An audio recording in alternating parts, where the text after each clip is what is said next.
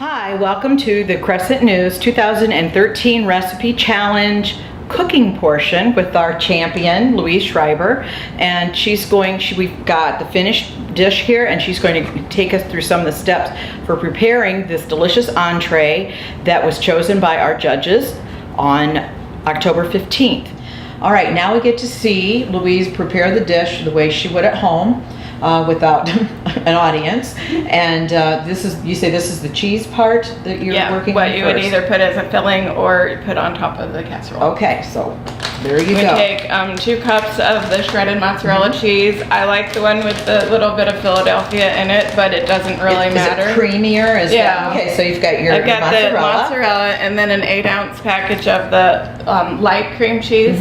I suppose that you could use the other, but we like this, so that's what if you can cut that somewhere, I think it's just not as heavy tasting, so that's why we've gone with that. And you just put that in. And then the spinach, it has a half a cup of spinach in it, which... Now, do you use the baby or regular? I like the baby, but it doesn't really matter. You tear it up into small pieces, so you just use a half a cup of spinach and... this out of your way. And I've already torn it up, but you would just tear it up into small pieces, so this is a half a cup. So a half a cup of fresh When I do it at home, I don't actually measure it. I just throw it in the bowl, so it probably varies how much it actually has in it. Probably most people cook that way. So it takes me a while to get to that point because I like things to taste the same. So I tend to measure things a little bit more, but once you've done this, and if somebody wants your recipe, then they say, well, how do you do that? I don't know. Okay, so now we have spinach. What's next? The sun-dried tomatoes, which you just buy the packages. They're usually in the produce section. They do have them in resealable pouches if you use a lot of them, which I do use a fair amount. This is also in the sauce, so I have it measured out for both. So the amount on your recipe, is it divided or do you have I have it up here and then down in the sauce ingredients listed too. So I'm taking out what I use in the sauce and then just putting the rest in. And about how much is that? It's about 1/3 cup. And that also varies. It doesn't, if you don't like the taste of it, you could put less in, but we like it. I have a daughter who doesn't like tomatoes at all, but she likes the flavor of it, so I maybe would use more if it was just me.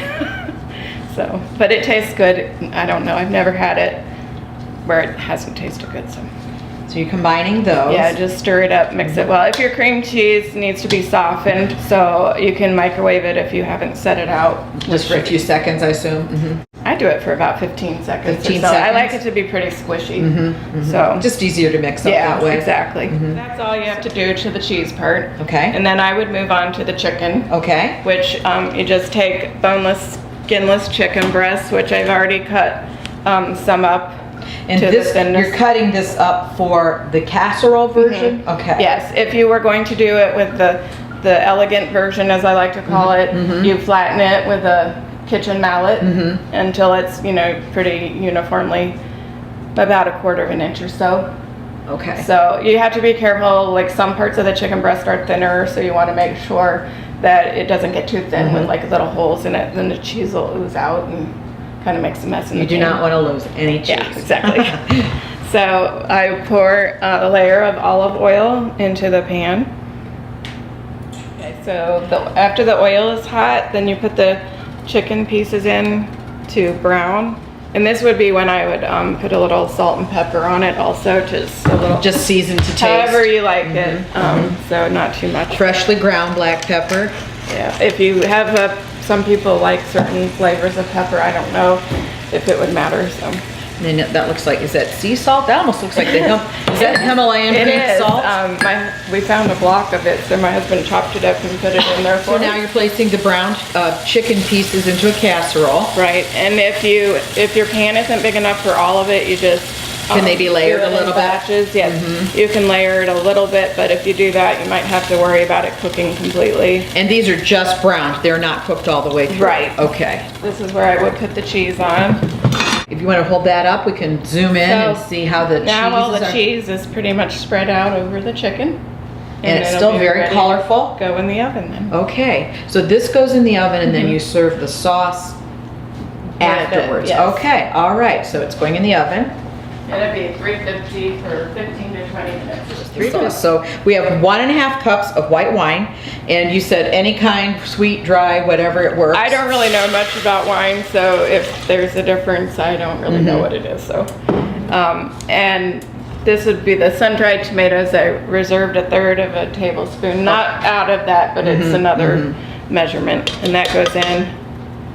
And then the basil. And then the tomatoes kind of Yes, they plump up a little Yes. bit. And this, I already crushed it. This is actually dried from the garden. Okay, so to your white wine, your tomatoes and basil, you're just gonna combine those. Yes, and it's gonna come to a boil. And you bring this to a boil. The white wine, the Basil. dried basil, and bring that to a boil. And then that'll plump up your tomatoes. And this takes almost as long as the cooking time. Okay. So I usually start it as soon as I get And into. to this, you'll be adding whipping cream, butter, and cornstarch and water. Yeah, the cream and the butter you add first, and then it kind of thickens up a little bit. But for us, it's not quite as thick as we'd like it. So it just I gives it a little bit better. Yeah, so if you like it thinner, it's. I mean, I've made it without the cornstarch, but we just prefer it that way. Too bad this isn't smell-o-vision because it's just smells wonderful. I'm just stirring it to melt the butter and combine the flavors. Oh, it smells wonderful. We look forward to 2014's competition and encourage anyone.